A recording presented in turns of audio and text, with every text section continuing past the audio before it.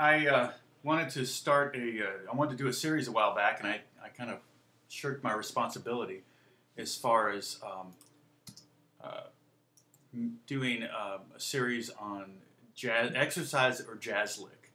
And my whole point in that was to take a series of, I think it was 24 exercises, finger studies, finger exercises, and turn them into something musical, so that you're not just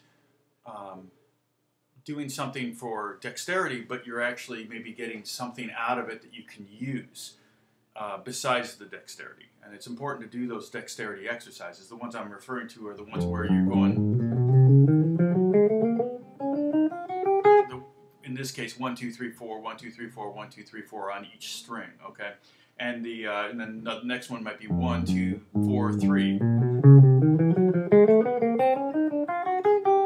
And those are great. Those are great exercises. It's great for finger independence. Some of them are real simple, and some of them are like surprisingly difficult. And those are the ones you probably want to spend more time on. Well, I did one series on it, exercise or jazz lick, and that was months ago, and I apologize, I want to do more. It's actually harder to come up with musical ideas out of these things than I thought it was going to be. So I got some for another jazz lick, another exercise. And this one is 1, 3, 4, 2 is the exercise. 1, 3, 4, 2. You go with me up the neck here.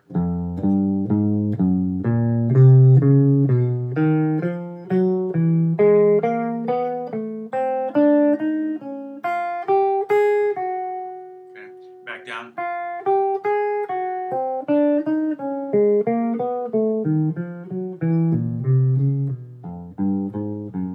A little faster.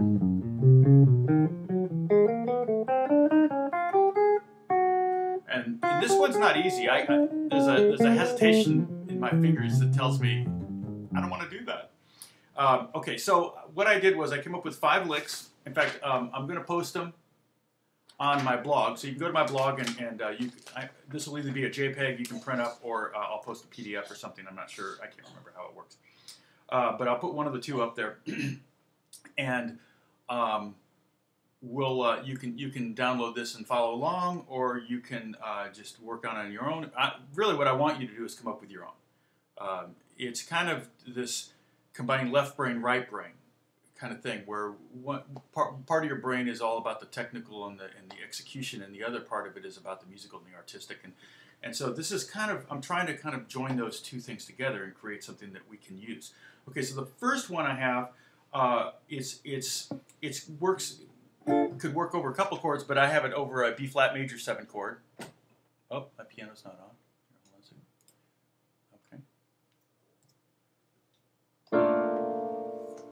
And I have, and now believe it or not, that's the same fingering as that. So I'm using the fingers in the same order. I'm going 1, 3, 4, 2, 1, 3, 4, 2, and then landing on the 1. But where I'm doing it is on different strings to create a melodic or a musical idea. So the first one I'm hitting is third string. Everything I'm going to do, all of these licks are going to be on the 5th fret. 5th, 6th, 7th, and 8th fret. All of them are going to be on those 4 frets. And on these, potentially on all 6 strings. I'm not going to use the 6th string, but I will use the top 5 strings on all these.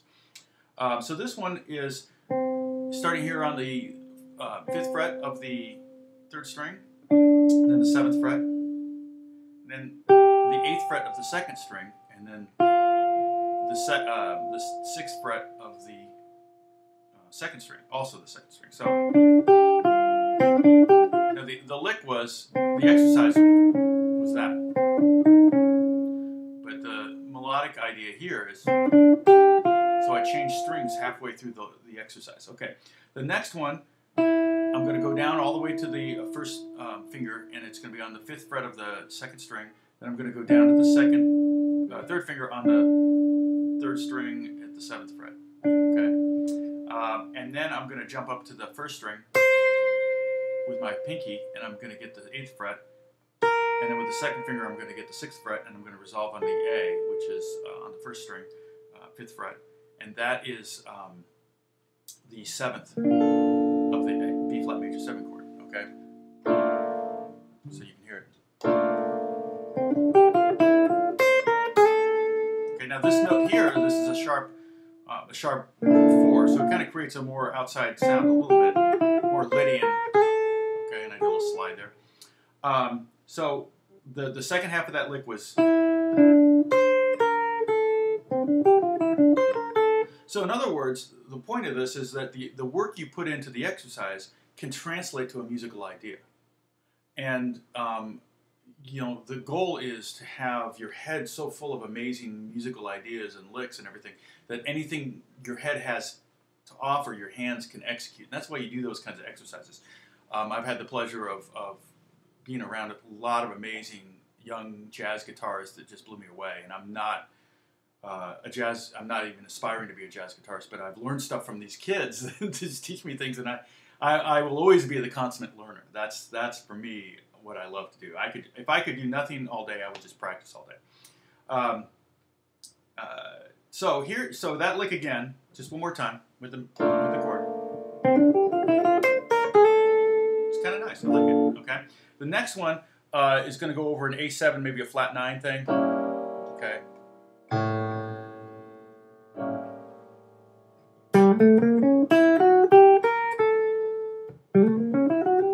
Very kind of diminished quality to it, and again, it's much more of a musical idea than if I went. Right, that's kind of cool, but it's not particularly in harmonically in with what's going on here. All right, so let me show you what I did there. 4th string, 5th fret, 7th fret, 8th fret, all on the 4th string. Okay, then I jumped to the 3rd string for the 6th fret, got that with my 2nd finger. Again, the pattern is 1, 3, 4, 2, finger-wise. Okay, 5th fret, 7th fret, 8th fret, 6th fret, and the same thing on the top 2 strings. Okay, so it's just kind of a redundant pattern. And then, again, we're going to resolve down to the A note, but in this case, it's going to be the 5th of the D major 7 chord, which is probably what we would resolve to in that kind of context. Let me see if I can grabbing a D major 7 chord with a pick in my hand is not the easiest thing to do. Okay, so again, the A7.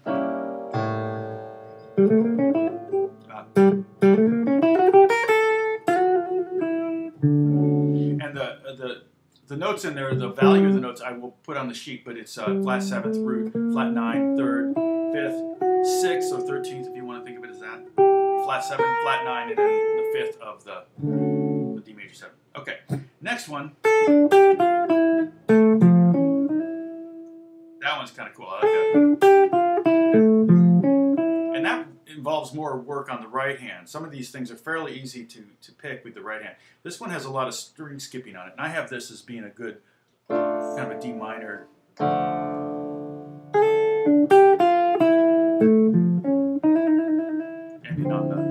Ending on the minor 2nd or the 9th.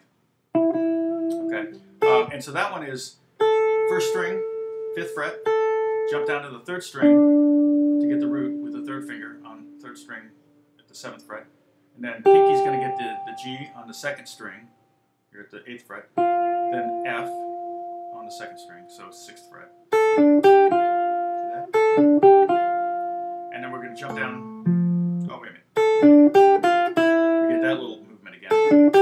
1st finger on the 2nd string on the 5th fret, and then we're going to go down to the 7th fret of the 4th string, and then the 8th fret of the 5th string. I have to think on all these. And there's the 2nd finger is going to play the C sharp on the G string, which is on the 6th fret.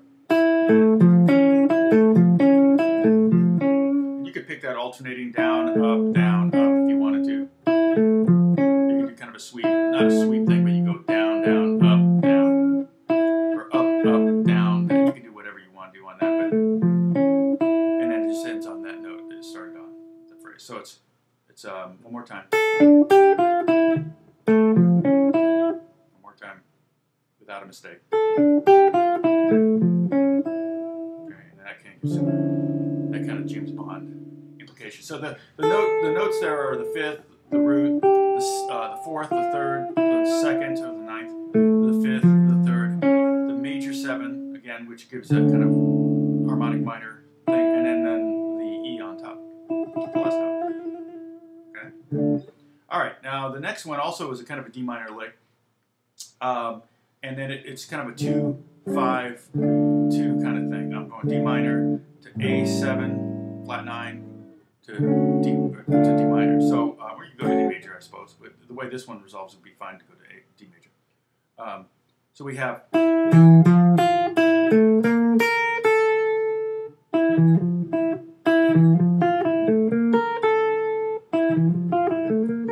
And that's kind of a more disjointed kind of phrase. Again, same dexterity though, the same finger order on the left hand.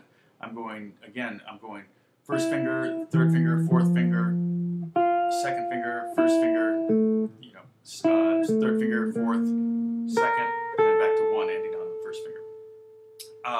So that, in this case, would be 5th fret, 2nd string, and then down here to the 7th fret of the 5th string, and then to the pinky on the 4th and 5th string, 8th fret, and then back to the 2nd string for the 2nd finger. So that first half of the lick is, again, more string skipping on the right hand. So this is good exercise for the right hand as well. And I'm going to go back to that E, so back to the first finger on the 2nd string, and then I'm going to do the same thing I did on the 5th string, but I'm going to do it on the 4th string.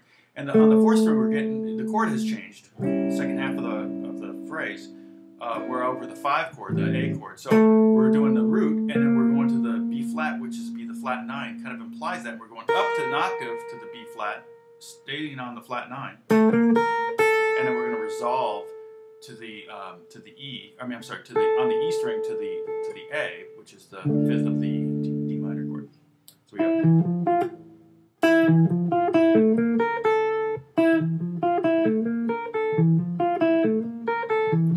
Exercise like that would be a bad thing, and it kind of utilizes again the original exercise. Okay, I got one more here. This one I have over a C13 chord. Let's see if I can play a C13 chord. Let's see, C7 with a D and a A. I'm not a piano player, so I'm just kind of riffing here. So something like this. Okay.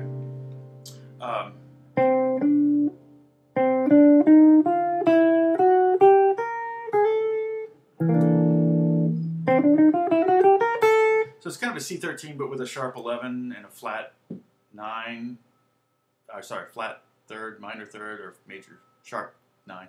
Anyway, it's just a cool lick, and I thought it would work kind of over a C13. So here's the lick broken down. This one's a little simpler. This is kind of like the first one. I'm going to go on the just on the 3rd string. I'm going to go 5th fret, 7th fret, and 8th fret, and then I'm going to jump up to the 2nd string, and I'm going to go to the 2nd finger and hit the 6th fret. Sorry, and I'm going to do the same thing on the next 2 strings. So it's going to be on the 3rd and 2nd string, and then on the 2nd and 1st string, and we're going to resolve to that.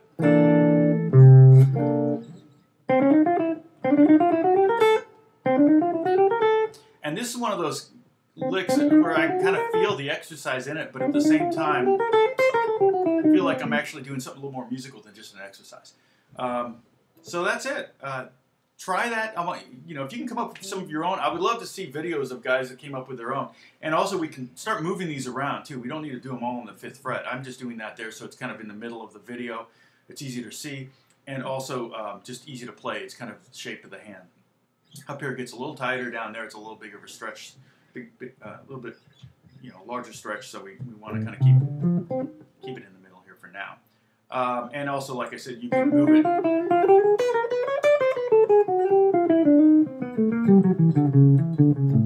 You can move it all over the fretboard, even within the lick. You don't have to keep it going across the strings that way. So anyway, God bless you guys. I'll talk to you soon, and I hope this helps.